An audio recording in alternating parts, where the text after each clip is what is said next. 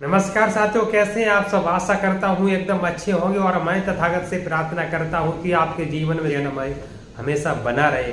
साथियों, जो लोग एक दूसरे की मदद नहीं करते हैं, एक दूसरे की दिक्कत परेशानी देख करके इग्नोर हो जाते हैं, और जो लोग साथ कंधे से कंधा मिलाकर नहीं चलते हैं, घर परिवार या समाज में कोई भी समस्या होती है, नहीं उसका साथ नहीं देते हैं और ना ही उसकी हेल्प करते हैं। साथियों, जो लोग अलग अलग रहते हैं और संगठित नहीं रहते हैं, तो मैं उन लोगों के लिए एक छोटी सी कहानी लेकर आया हूँ। संगठन में कितनी ताकत होती है, कितनी शक्ति होती है, यह बात तो हमें पढ़ाई गई है, बताई गई है, लेकिन आज हम आप लोगों के लिए इस छोटी सी कहानी लेकर आया हूँ। अगर आपको मेरा यह वीडियो अच्छा लगे तो आप लाइक करें, कमेंट करें और मेरे चैनल को सब्सक्राइब करें। साथियों, जुड़े रहें मेरे साथ। साथियों, एक गांव में एक परिवार था, बहुत अच्छा परिवार था। तो साथियों, उस परिवार में कुछ जीव पले हुए थे। एक कबूतर था, एक बकरा, एक मुर्गा था, एक बकरा था, और उस घर में एक चूहा भी रहता था। तो साथियों, उस घर की मालकिन एक दिन बाजार गई और वहां से चूहादानी लाई और ला करके खुट्टी पे टांग दी। खुट्टी पे टांग दिया वो थैला, तो चूहे ने देखा कुछ मालकिन घर बाजार से कुछ लाई है, देखता हूँ खाने पीने की क्या चीज है। तो उसमें चूहा ने घुस के जैसे ही देखा तो उसमें चूहादानी थी। चूहा घबरा गया और घबराते हुए परेशान होकर के पहले वो कबूतर के पास गया और बोला कि भाई, घर में चूहादानी आई है, मुझे फंसाने का षड्यंत्र रचा जाएगा, मुझे फंसाया जाएगा, मेरा आखिरी समय आ गया है, कुछ करो। तो पहले तो कबूतर हंसा, उसके बाद बोला भाई तेरी समस्या है, तू जाने, तेरा काम जाने, मेरी इसमें कोई समस्या नहीं, मेरी कोई दिक्कत परेशानी नहीं है, तेरी दिक्कत परेशानी है, तू जाने, तेरा काम जाने। तो चूहा वहां से निकला और मुर्गे के पास गया और मुर्गे से बोला कि भाई, घर में चूहादानी आ गई है। तो मुर्गा बोला, इसमें मैं क्या कर सकता हूं भाई, तेरी समस्या है, तू जाने, तेरा काम जाने, मैं कुछ नहीं कर सकता, तू देख ले भाई। तो वो उम्मीद उसकी वहां से टूटी और वहां से वो चूहा निकला और बकरे के पास गया। उसने उम्मीद लगाई कि ये शरीर में बड़ा है तो ये कुछ हमारी मदद कर सकता है। तो गया भागे और कहा भाई कि घर में चूहादानी आई है, मुझे फंसाने का षड्यंत्र रचा जाएगा, मुझे फंसाया जाएगा, मेरा आखिरी समय आ गया है, आप कुछ मेरी मदद करो। तो पहले तो बकरा बहुत तेज हंसा और फिर बोला कि भाई, मैं कुछ नहीं कर सकता हूँ, तू जाने, तेरा काम जाने, तेरी समस्या है, मेरी समस्या नहीं है, तू अपने हिसाब से देख ले, मैं कुछ नहीं कर सकता। तो साथियों, उसी रात घर की मालकिन ने उस चूहेदानी में कुछ रोटी डाल के रख दी। तो रात्रि के समय उसमें जैसे ही फंसने की आवाज आई, कुछ फंसा, तो उसमें आवाज आई तो मालकिन उठी और देखा कि कुछ इसमें फंसा है। तो रात्रि के समय जैसे ही उठ के आई, उसने जैसे ही उसमें हाथ डाला तो उसमें सर्प ने काट लिया। उसमें चूहा नहीं बल्कि सर्प फंस गया था। तो बहुत दिक्कत वाली बात हो गई, घर वाले परेशान। उस औरत को, उस घर की मालकिन को ले गए, कुछ डॉक्टरों के पास दिखाया, डॉक्टरों ने मना कर दिया। फिर उसके बाद वो वैद्य के पास ले गए, तो वैद्य ने कहा इसका एक ही इलाज है और कोई इलाज नहीं है, इसको कबूतर का सूप पिलाया जाए और इसका कबूतर का ब्लड जहां पे सर्प ने काटा है वहां लगाया जाए।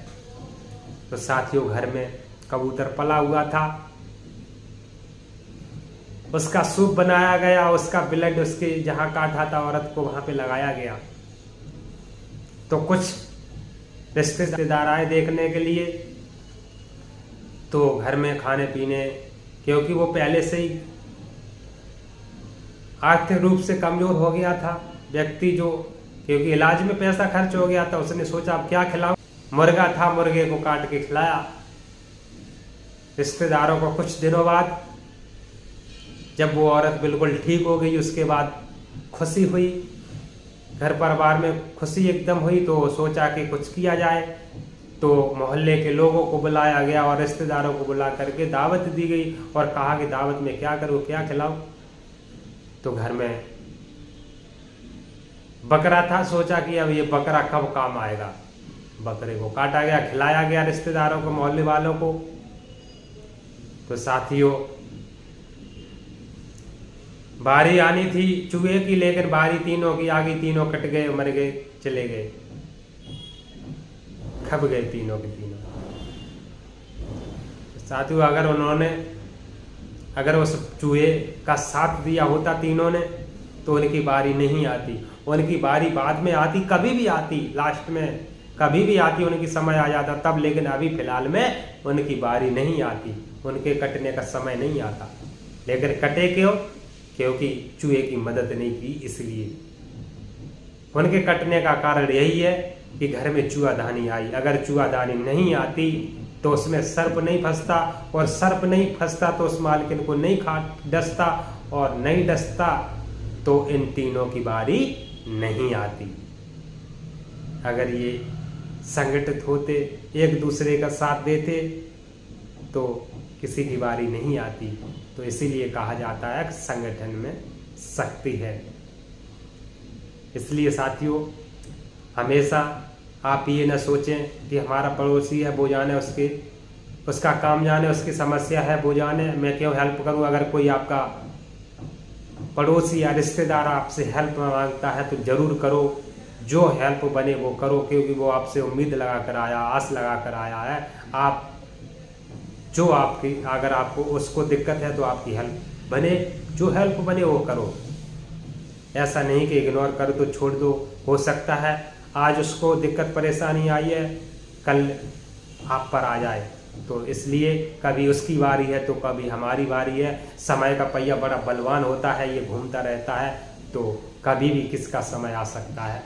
बाबा साहब ने भी कहा, शिक्षित बनो, संगठित रहो और संघर्ष करो। जीवन का अर्थ यही है कि जीवन में संघर्ष ही जीवन है। इसलिए हमेशा अपने साथ के, अपने पड़ोसी के, अपने घर के परिवार के किसी भी सदस्य पर दिक्कत परेशानी आए, या रिश्तेदार पर किसी भी, तो थोड़ी बहुत मदद जरूर करो। तन या मन या धन से, तीनों में से किसी से भी आप पे बने तो उससे जरूर करो। अगर आपके पास धन नहीं है तो तन से करो, लेकिन मन से करो, धन से करो, जैसे कर सको आप करो जरूर। क्योंकि आज उस पर दिक्कत परेशानी या कोई सता रहा है तो आप उसकी मदद करो। कल हो सकता है आपको कोई सताए, आपको दिक्कत परेशानी आए तो आपकी मदद करने वाला भी कोई जरूर आएगा। साथियों, अगर मेरी ये छोटी सी कहानी अच्छी लगी हो तो आप मेरे वीडियो को लाइक करें, छोटा सा प्यारा सा एक कमेंट करें, और मेरे चैनल पे अगर नए हैं, अगर आपने अभी तक मेरे चैनल को सब्सक्राइब नहीं किया तो प्लीज़ सब्सक्राइब कर ले, इससे मुझे मोटिवेशन मिलता है। इसी के साथ नमो बुद्धाय, जय सम्राट।